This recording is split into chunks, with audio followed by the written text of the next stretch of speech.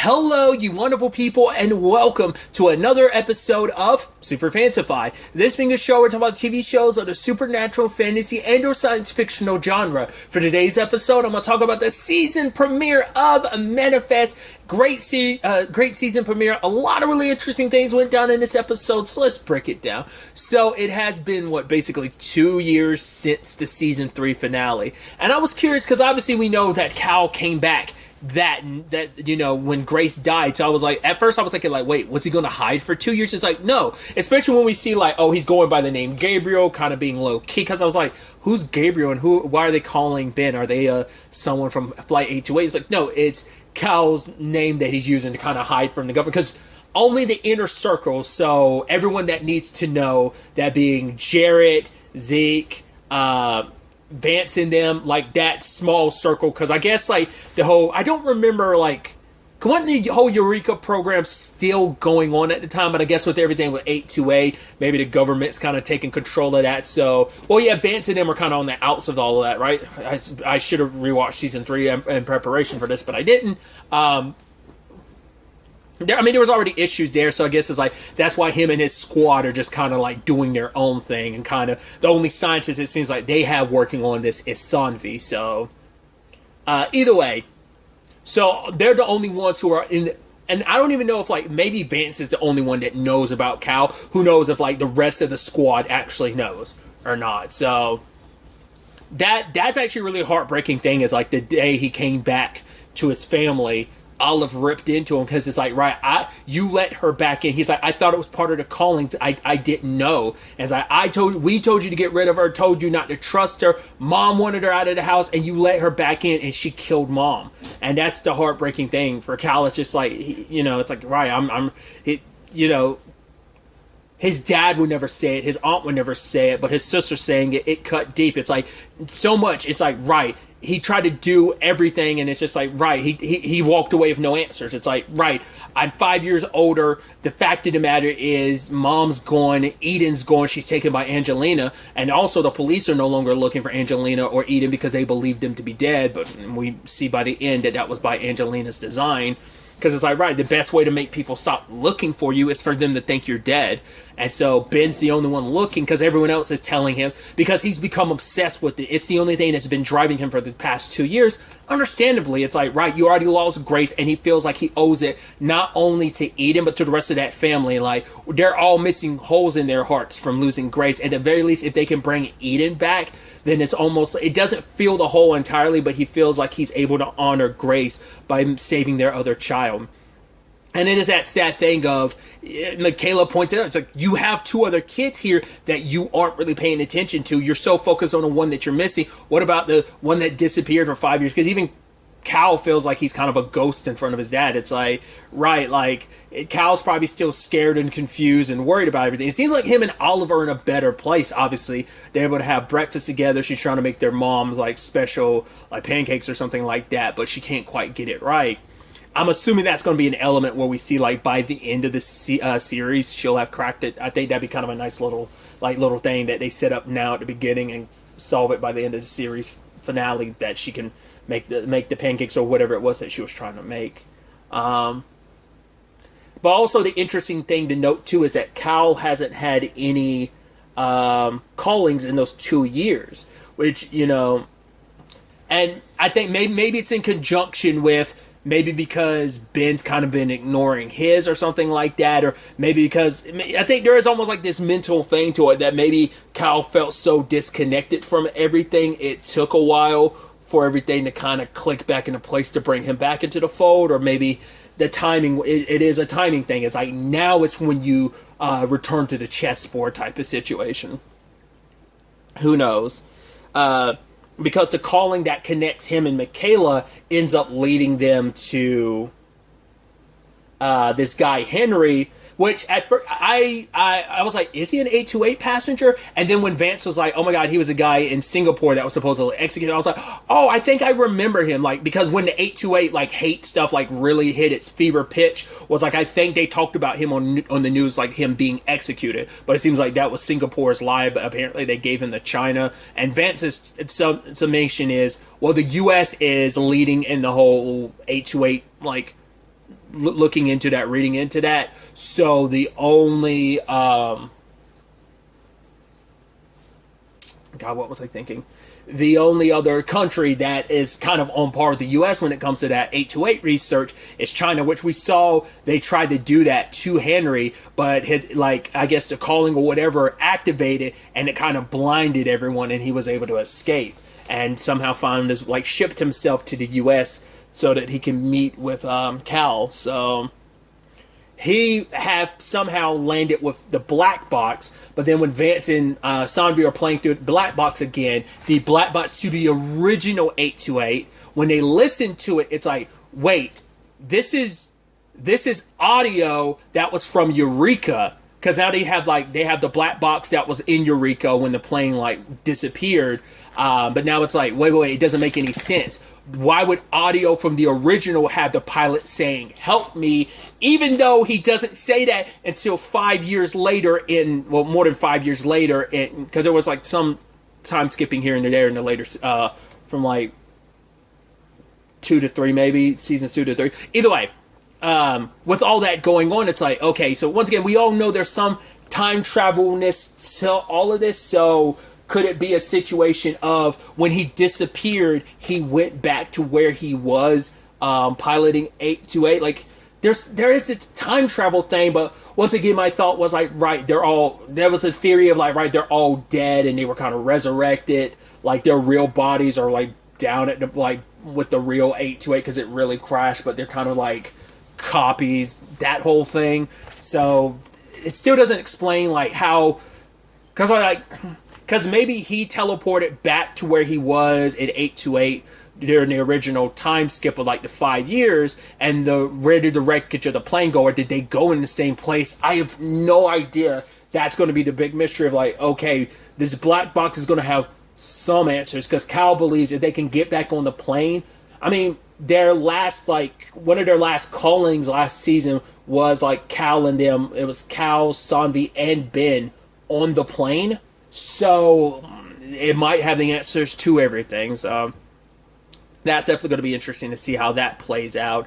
But in the end, Ben kept ignoring his callings and giving it to other people. You know, it's like, but we've already seen like the callings, if they're ignored, there are consequences for that. But I guess it's like, technically he's ignored them, sure, but he's putting other people on it. But I think it is, in the long run, the callings aren't going to be done fully until like the person who got them plays a role in it. Because the entire time he's like, oh, he thought this calling would lead to Eden, which it technically did, which we'll talk about that soon enough. When in actuality, it led to Anna, who he ends up helping, and it's like, oh, it's pointing him towards a place in that graveyard, and then like it leads him through the woods and down by the river, and you're like, okay, maybe this is all for maybe this is all about finding Eden, and when he thinks he did, he didn't. Sadly, it was some other guy, which I guess that guy isn't an 828er, because they don't make a point of it. It's like, oh, I guess like you are saving someone who's unconnected to all this, but the person you're working with, Anna, is connected in all this, which is so interesting, because she's like, oh, the tragedy that happened to that family. Oh, I'm praying for your little girl, when in fact you are hiding Angeline and oh no, it's not Angeline. Is it? I can't remember. They said in an episode, is it Angeline or Angelina? Hiding her and Eden. But the question is, why? You know what she did. Why? Like, is she a religious person too and believes like, oh, this is like, there's some great, I mean, you know, greater, you know, lack of a better word, calling for this. So, but why? Especially because, you know, like, right, you see this man who's suffering, who wants his child back, but is Angelina telling you like, right, Eden can go back to him when it's all said and done? But it's like, and the fact is, you have the audacity to let her call you mom? Oh my God, you suck. I mean, obviously we saw last season like how disturbed her character was. I mean, I'm sure it had a lot to do with her upbringing, but also all this calling stuff. It's like, it was all meant to happen for a reason, but we just don't know what. Obviously the big concern for them is like, the death date is still like, wasn't it like a year and a half away? Because it's like, yeah, because it's been like 2 years, but yeah, because it's like 2022 in the confines of the show, I believe. So they still got like until like was it June something of 2023 until they meet their end. So, which once again, Ben's not focused on that. He's kind of like whatever, as long as he can get his daughter back, because once again he feels like he owes it to not only just Grace but the rest of the family.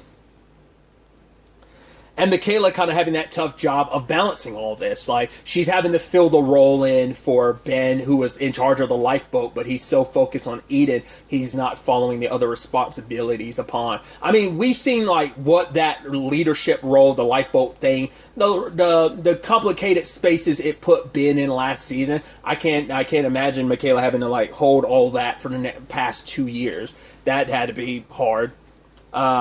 Obviously, the whole her and Jarrett thing really quickly, too, is like, Jesus. Based on the trailers, it looks like, I was like, wow, you went through the trouble of making it a Zeke and Michaela thing and not a Michaela and Jarrett thing, because that just never worked out. But we're leaning back into the Michaela and Jarrett thing. That seems crazy. That seems wild, which also sucks considering, like, Zeke was kind of picking up on that last season. It's like, that's the problem of having empathic abilities. You're picking up on that type of stuff, so that's definitely going to be a complicated thing. Obviously, Jarrett's like, yeah, I'm not going to get mixed up in this, but it is interesting that I happen to run into you, even though we've kind of intentionally and probably unintentionally, but probably mainly intentionally, avoided each other for the past 2 years, and I just happen to run into you not once, twice. I mean, once, yeah, of course I'd run into you at the house, but we still kind of made a point to not be around each other.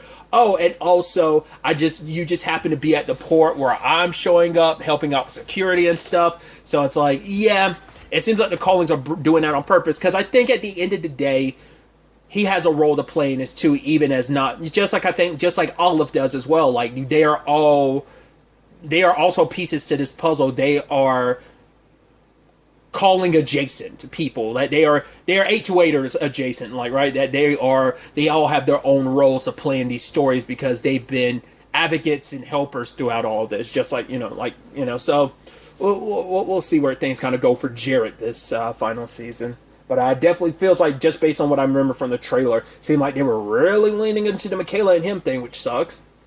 But also, like, speaking of Zeke being the empath, he's definitely implemented that to help other people, like people who are struggling with addiction. And obviously he takes on a lot of that. He gets people to, like, kind of let go of their pain, and he kind of ends up taking it on. He ends up helping Henry do that, and it's like, there's good and bad. And also he continues to be the only one that's ever developed that ability. And because to be fair, he's the only one that's beaten to Death Day. It does make you wonder, has Kyle come back with anything? I mean, Kyle's always had, like, a special thing. He's always been at the center of this anyway, so maybe that's always been his special ability, and maybe that's enhanced, or maybe that's at the very least morphed into something else now that, because we still don't have answers about what happened while he was gone, because he is like, yeah, it's like waking up from a dream, but that's as much as we got. At least that's what, maybe over the course of of this first part of the season, or at least early parts of this first half, we will kind of flash back to some of that stuff. I don't know if that's all we're getting flashback-wise when it comes to Cal and the family reuniting, like, for the first time, or will that be something we see, like, over the course of like I said, the early parts of the season, kind of flash back to, like, some of that 2 years, maybe not. I don't think the registry was fully a thing. I remember the beginnings of it in season 3. I don't think it was a fully established thing yet, but it seems like it is one now. I mean, it's been 2 years, so had enough time to, like, really get that passed through. So I think that's obviously going to be that 828. I'm curious if the 828 hate is going to be as strong in this season as it been in prior seasons, just because of the registry and everything. I'm curious. Ultimately, we'll have to wait and see how that plays out too, because we got a little instance of it when that guy, when Michaela ended up rescuing Henry, and it's like, well, we gotta get him to the hospital. And the guy notices the 828 carved into his hand. He's like, Armin's like, yo, who is the guy? Where'd you find him again? Why haven't you called an ambulance? Luckily, they got out of there, but still. And Vance and them, like, already kind of had, like, their ears to the ground with that type of stuff. It's like, right, we don't want to put the 828ers in a position where we'll let the NYPD get involved, because if we don't, like, if we kind of rush to it, we could be putting the 828ers in a very uncomfortable position, so. But when it's all said and done, Ben is going to continue his search for Eden, which he should, and because he shouldn't give up, and is a good thing he isn't, because once again he has to hold on to that hope. But once again, as we know, she's still alive, and his most recent calling did connect him. Didn't point him directly there, but it put him in the general area of like who you need to talk to and who you need to be around. But once again, why she's doing all this, God knows. I don't know why she would help like hide that. Once again, knowing what happened to Grace and everything. She probably doesn't realize that's Cal. Like, why would she? Anna. It'd be interesting if Angelina and him got in the same place. Like, would she recognize him now that he's older? Probably not. It